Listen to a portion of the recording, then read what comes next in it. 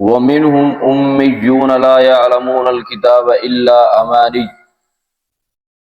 وَإِنْ هُمْ إِلَّا يَظُنُّونَ، اور ان میں سے کچھ ان پڑھ ہیں جو کتاب کا علم نہیں رکھتے سوائے چند آرزوؤں کے، اور وہ اس کے سوا کچھ نہیں کہ گمان کرتے ہیں۔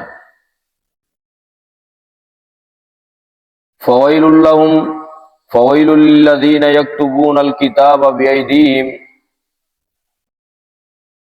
پس ان لوگوں کے لیے بڑی ہلاکت ہے جو اپنے ہاتھوں سے کتاب لکھتے ہیں،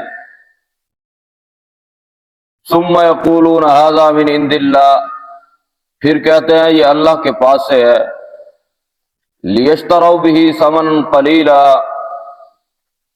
تاکہ اس کے ساتھ تھوڑی قیمت حاصل کر سکے۔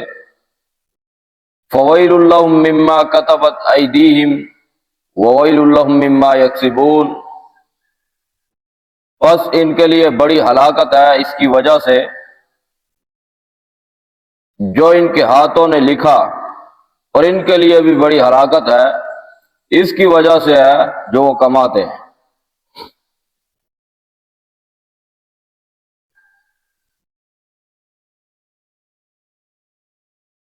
یہ بات ہو رہی ہے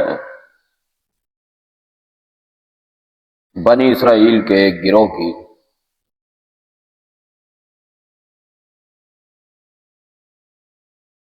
کہ ایک ایسا طبقہ ہے جو بالکل ان پڑھ ہے، جنہیں پڑھنا لکھنا نہیں آتا،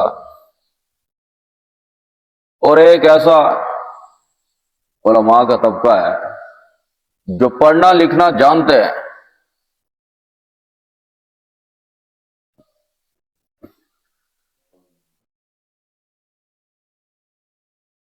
لیکن وہ خود بھی گمراہ ہے اور دوسروں کو بھی گمراہ کرتے ہیں، غلط فتوے دیتے رہتے ہیں، محض دنیا کمانے کے لیے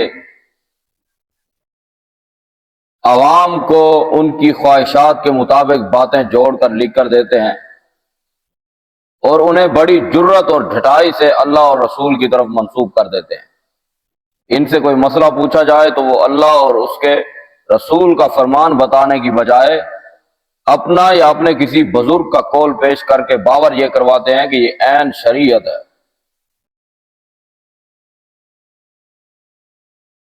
یہ آیت نمبر 78 اور 79 ہے، اس میں تذکرہ ہو رہا ہے ان علماء کا کہ ایک تو وہ ہے کہ جو بالکل ان پڑھ ہیں، جنہیں کوئی خاص پڑھنا لکھنا نہیں آتا،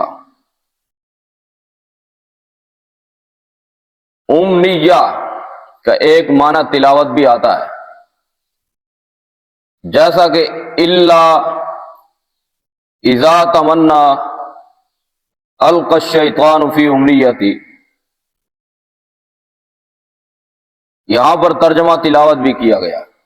اس صورت میں مطلب یہ ہوگا کہ وہ خالی تلاوت کر سکتے ہیں مگر انہیں اس کے مطلب کی کچھ خبر نہیں، جیسا کہ آج کل اکثر مسلمان خواہ وہ حافظ قرآن ہو محض تلاوت کر سکتے ہیں۔ اور آج امت کے اندر، مسلمانوں کے اندر جو اختلاف کی وجہ ہے، انتشار کی وجہ، لڑائی جھگڑے کی وجہ ہے، اس کی وجہ بھی یہ دو گروہ ہیں۔ کون سے دو گروہ؟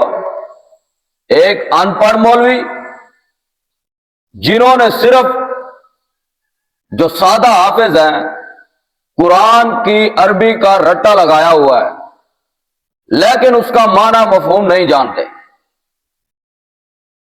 اور دوسرے وہ جو پڑھے لکھے ہیں جن کے پاس علم ہے، ان کو معنی و مفہوم پتہ ہے، لیکن اس کے باوجود وہ فتویٰ فروشی کرتے ہیں، دین فروشی کرتے ہیں، اور اپنے پاس سے باتیں لکھ کر اور گھڑ کر عوام کے سامنے پیش کرتے ہیں، عوام کو ان کی خواہشات کے مطابق فتوے دیتے ہیں۔ اور عوام جب ان سے کوئی مسئلہ پوچھے تو وہ اپنی رائے، اپنی بات یا اپنے کسی بزرگ کی بات پیش کر کے کہیں گے کہ یہ اللہ اور اس کے رسول کی بات ہے اور یہ عین شریعت ہے۔ تو یہ دو گروہ ہیں جو اس امت میں سب سے بڑی وجہ ہے اختلافات کی۔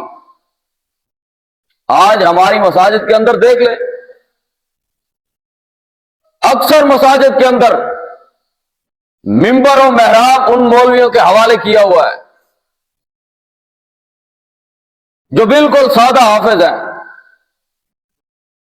جنہیں صرف قرآن کی تلاوت کرنا آتی ہے، بس معنی مفہوم کا کچھ پتہ نہیں کہ اس کا معنی کیا ہے، مفہوم کیا ہے، قرآن کہنا کیا چاہتا ہے، اللہ کا پیغام کیا ہے، اس کا کچھ پتہ نہیں۔ سادہ ترجمہ، سادہ بس پڑھنا جانتے ہیں، تلاوت کرنا جانتے ہیں۔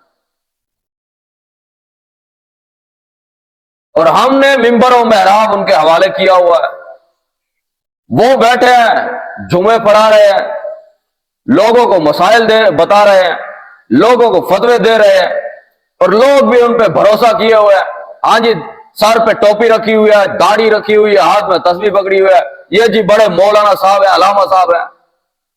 اور ٹوپیاں رکھنے سے، پگڑیاں بڑی بڑی باندھنے سے یا لمبی داڑیاں رکھنے سے کوئی مولانا یا علامہ نہیں بن جاتا۔ دیکھا کرو کہ واقعی یہ بندہ پڑھا لکھا ہے کہ نہیں ہے۔ اور دوسرے وہ دکاندار ملا جو پڑھے لکھے ہیں، جانتے ہیں، پہچانتے ہیں، اس کے باوجود وہ فتویٰ فروشی کرتے ہیں، دین کو بیچتے ہیں، ضمیر کو بیچتے ہیں، لوگوں کو غلط بیانی کرتے ہیں، غلط مسائل بتاتے ہیں۔ جب ان سے کوئی مسئلہ پوچھا جائے، کوئی بات پوچھی جائے، وہ لوگوں کو بجائے قرآن و سنت کی بات بتانے کے اپنی بات بتائیں گے یا اپنے کسی بزرگ کا قول پیش کر کے کہیں گے کہ یہ عین شریعت ہے۔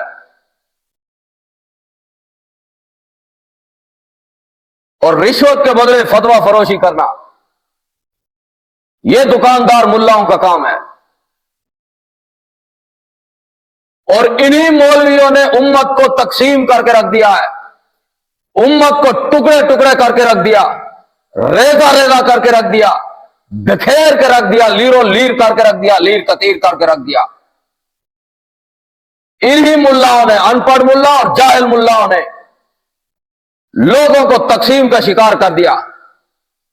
کسی کو اماموں کے پیچھے لگا دیا، کسی کو بزرگوں کے پیچھے، کسی کو پیروں کے پیچھے، کسی کو مولویوں کے پیچھے، کسی کو فقیروں کے پیچھے، کسی کو اماموں کے پیچھے، گروہ در گروہ کر دیا اس امت محمدیہ کو۔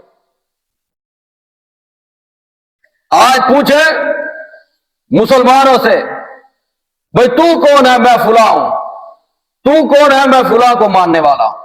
تو کون ہے؟ میں نے فلاں کے ہاتھ پہ بیعت کی ہوئی ہے۔ تو کون ہے؟ میں فلاں کا مرید ہوں۔ تو کون ہے؟ میرا فلاں مرشد ہے۔ تو کون ہے؟ میں فلاں امام کو ماننے والا ہوں۔ بھئی تو کون ہے؟ میں فلاں مفتی کے فتوے کو ماننے والا ہوں۔ تو کون ہے؟ میں فلاں امام کا مقلد ہوں۔ ہر کوئی اپنے مولوی کا نعرہ لگا رہا ہے، اپنے مفتی کا نعرہ لگا رہا ہے، اپنے پیر کا نعرہ لگا رہا ہے، اپنے مرشد کا نعرہ لگا رہا ہے کہ میرا مولوی زندہ باد، میرا پیر زندہ باد، میرا امام زندہ باد، میرا بزرگ زندہ باد، میرا مفتی زندہ باد، میرا مولوی زندہ باد۔ ہر کسی نے اپنا نعرہ لگا رکھا ہے، کسی کو نہیں پتا اور کسی کو نہیں پرواہ کہ قرآن کیا کہتا ہے، محمد الرسول اللہ کا فرمان کیا کہتا ہے، اللہ کیا کہتا ہے اور رسول اللہ کیا کہتا ہے، قرآن کیا کہتا ہے، حدیث کیا کہتی ہے، اس سے کوئی مطلب نہیں۔ بس ہر کوئی اپنا اپنا نعرہ لگا رہا ہے، اپنی دکان کو، اپنے مذہب کو، اپنے مولوی کو چمکا کے پیش کر رہا ہے۔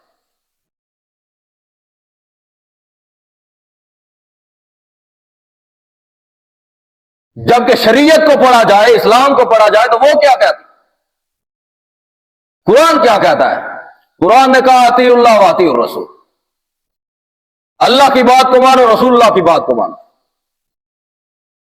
اور قبر میں بھی یہی سوال ہونا ہے کہ جب مر کے چلے جائیں گے، قبر میں جائیں گے، فوت ہو جائیں گے، قبر میں جائیں گے تو سوال کیا ہونا ہے؟ من ربو کا، من نبیو کا، ما دینو کا۔ تیرا رب کون ہے, تیرا نبی کون ہے, اور تیرا دین کون سا ہے. حشر میں بھی یہی سوال ہوگا کہ بتا تیرا رب کون ہے, تیرا نبی کون ہے, اور تیرا دین کون سا ہے. آج جن کے ناموں کے اوپر ہم لڑ رہے ہیں, جھگڑ رہے ہیں, جن کے نعرے لگا رہے ہیں, اور جن کی واہ واہ اور بلے بلے کر رہے ہیں کہ میرا مولوی صاحب زندہ باد, پیر صاحب, امام صاحب, بزرگ صاحب زندہ باد, اور ان کے ناموں کے اوپر اور ان کے اس نعروں کے اوپر ہم آپس میں لڑ رہے ہیں, یہ سوال ہی نہیں پوچھا جانا. اور نہ رب نے کہا جس چیز کا ہمیں مکلف ہی نہیں ٹھہرایا گیا, پھر اس چیز کے اوپر لڑنا اور جھگڑنا کس چیز کا.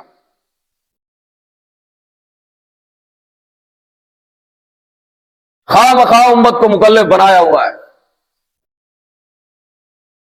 سن لو,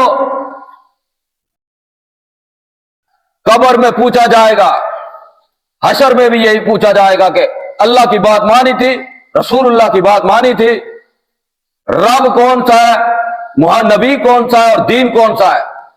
اگر اللہ کی بات مانی ہوگی, رسول اللہ کی بات مانی ہوگی, دین کی شریعت کی, اور دین اور شریعت کیا ہے, قرآن کو مانا ہوگا, رسول اللہ کے فرمان کو مانا ہوگا, تو بیڑا پار ہو جائے گا. وگرنہ اس سے ہٹ کر, قرآن سے ہٹ کر, حدیث سے ہٹ کر, اللہ سے ہٹ کر, رسول اللہ سے ہٹ کر, چاہے جس مرضی بڑی سی بڑی شخصیت کی بات کو مانا ہو, اس کے پیچھے لگے ہو, اس کو فالو کیا ہو, اس کو اپنایا ہو, تو پھر یہ سب کا سب رائے گا جائے گا, ردی کی ٹوکری میں جائے گا.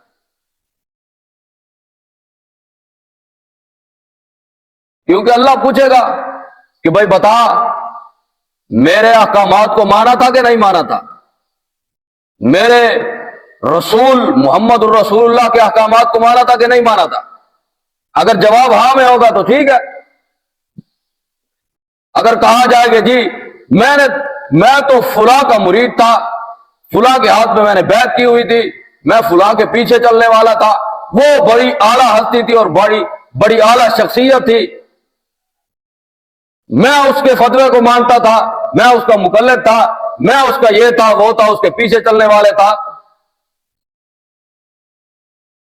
رب کہے گا کہ بھائی سب چھوڑ, یہ بتا میری بات مانی تھی کہ نہیں, میرے یار محمد کی بات مانی تھی کہ نہیں. یہ مانا ہوگا تو بیڑا پار ہو جائے گا. قرآن نے صاحب کہا ہے کہ وما آتاکم الرسول فخذوہ وما نہاکم عنہ فانتہوا. جو کچھ میرا یار, میرا نبی, میرا حبیب محمد الرسول اللہ صلی اللہ علیہ وسلم تمہیں دے دے, اسے لے لو, اسے تھام لو, اسے پکڑ لو, اور اس کے اوپر عمل کرو, چلو.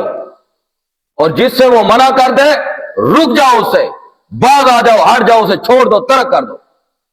سادہ سا دین ہے, سمپل سا دین ہے, بس ایک عام آدمی کو, ریڑھی لگانے والے کو بھی سمجھ آ جائے.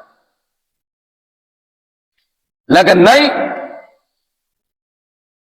آج ان ان پڑھ مولویوں اور دکاندار ملاؤں نے دین کو ٹکڑے ٹکڑے کیا ہوا ہے, تقسیم در تقسیم کر کے رکھ دیا, ریزہ ریزہ اور پرزہ پرزہ کر کے رکھ دیا. ہر مسجد میں چلے جاؤ, ایک نیا دین نظر آتا ہے, نیا اسلام نظر آتا ہے.